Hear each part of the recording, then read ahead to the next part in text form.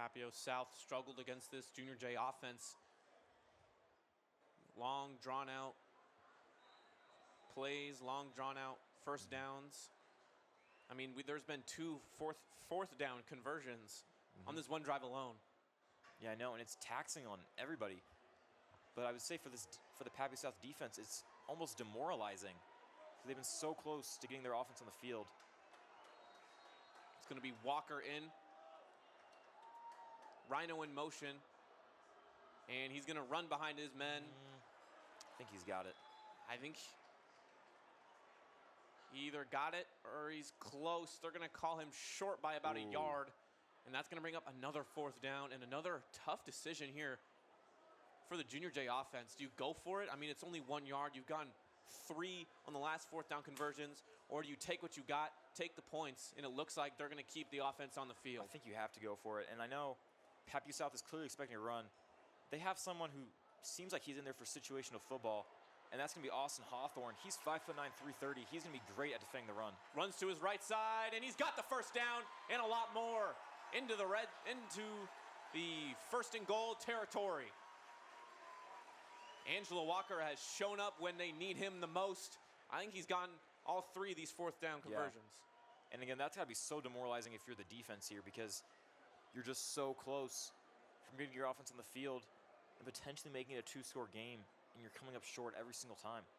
Excuse me, Angelo Walker has gotten 2 of them. Jake Carney had the first one off the dive. And now they're going to keep Rhino on the field as they're on the 5-yard line. First and goal, Walker leaps for the end zone, and they got it. Touchdown, Creighton Prep. Just like that, the lead flips again. And we're almost done with the third quarter here. This game is going by extremely fast. Any stop is a good stop at this point, because that could be, if you can milk that clock and make sure to keep the ball in the opposing team's hands, that could be what gets you to Memorial Stadium. McGarry looking to make it a 5-point game.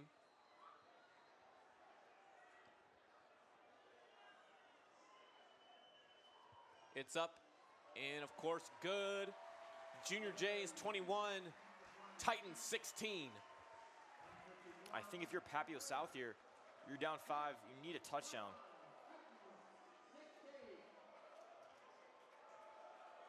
I think if you're in fourth down, you got to go for it here, because you know, Creighton Prep, I don't know when they got the ball, but that was a long drive, and they're not afraid to go for it on fourth down. So PrepPapioSouth needs to match that, and they need to take this lead back, or else they might not see the ball back after this possession.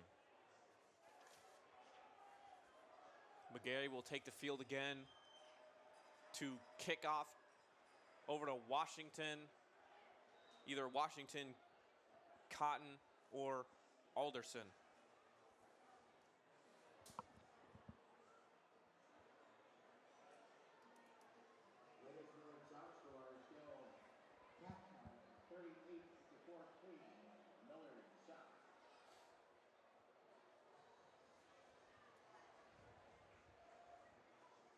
McGarry will take his space, and he's going to do a little bit of a shorter one. The Alderson's going to grab it at the 20. Looks like he called for a fair catch. I didn't see a fair catch there, but solid field position for the Titans. Pretty standard field position. I think McGarry might just be saving his leg. Because you could, with how close this game has been, you could easily be needing him for a game-winning field goal here.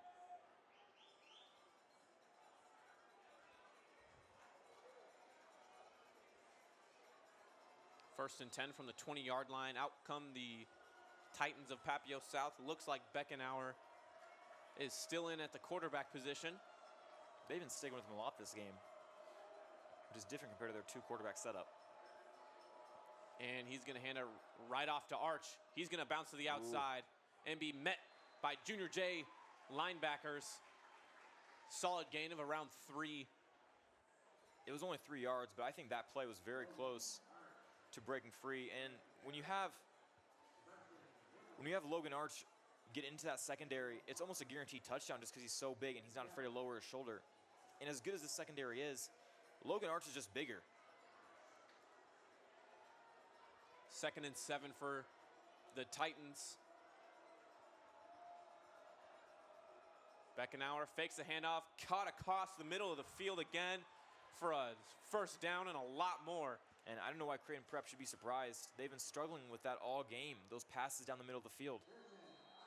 That was Pearson Ivner on the completion. That's going to make it 1st and 10 from the 40-yard line. I think the forte for PrepPapioSouth is these big chunk plays.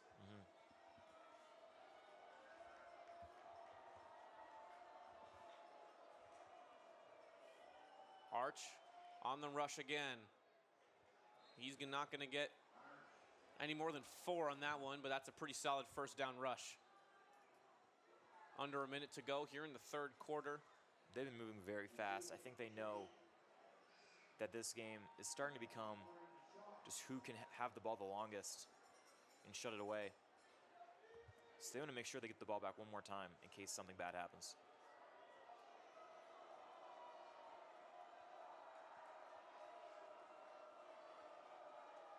Beckenauer gives it to Arch. Arch is stopped at around the line of scrimmage. They're not going to get much more than 1 yard on that play. And so now if I'm Creighton Prep, I think you have to be expecting some sort of that middle of the field throw because it's been working every single time for PrepPapioSouth. I don't know what's going on over there, but they've seen it plenty of times to the point where they know what they need to do on those type of plays. And that is how the 3rd quarter will end. Creighton Prep 21, PrepPapioSouth 16 going into the 4th quarter. 3rd and 4 for PrepPapioSouth. Don't go anywhere. More action coming up next here on NFHS. By having good sportsmanship, we recognize the hard work and commitment of all teams participating. How we act when we compete also shows who we are as people. Sportsmanship is going the extra mile to earn the respect of everyone in attendance. Sportsmanship shouldn't just be on the court, it should also be in the stands and everywhere you go. Good sportsmanship makes competing in any event more fun, but it comes from more than just the athlete. It comes from parents and coaches too.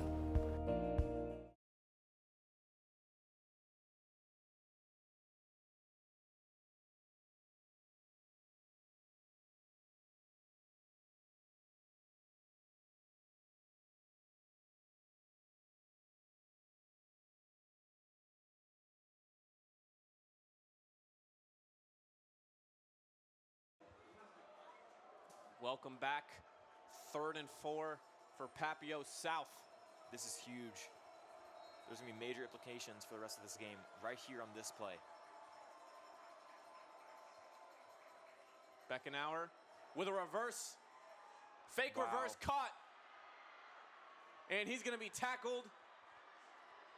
But not after a huge gain.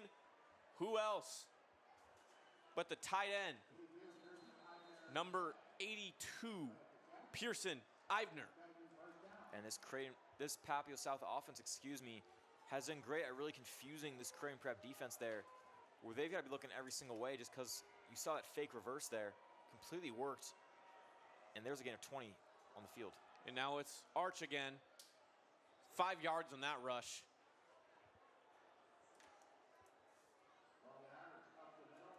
And again, especially when I think you're in this territory, you're going for it on 4th down because I don't think a field goal is good enough with how these rushing offenses are and how much they affect the clock.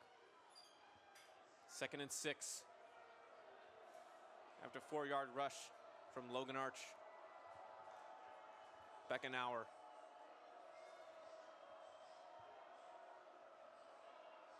Trying a hard count. Doesn't work. Has to look to his sideline. Calls an audible, it seems like.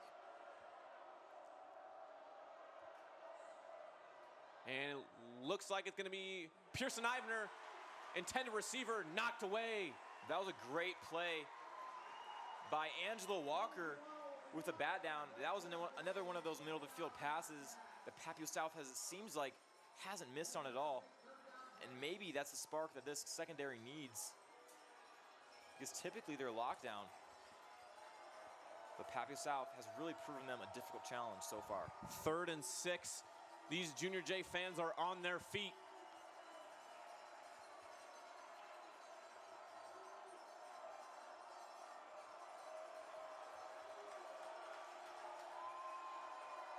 Beckner in the shotgun with Arch.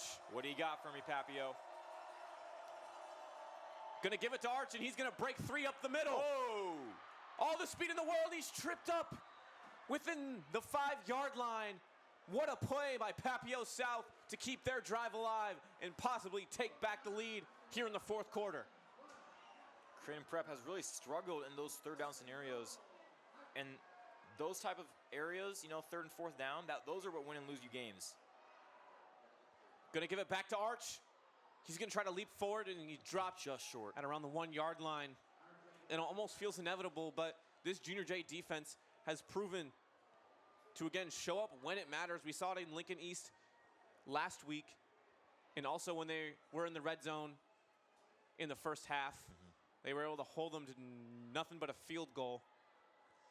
I would say this is probably the 3rd best offensive performance that we've seen the Creighton Prep defense face. You have DeSmet and you have Westside. This PrepPapioSouth team, they've looked extremely good against a very good defense.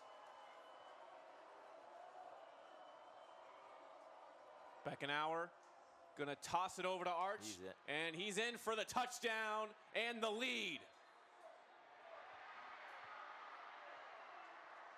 Officials call it a little late, but I think everyone kind of knew it, and it looks like they're gonna try to keep their guys on the field for a 2-point conversion. They're only up 1. Yeah, this is a huge play because if they don't get this, Creighton Prep, they can do what they've been doing and milk the clock down, and Rory McGarry can kick a field goal.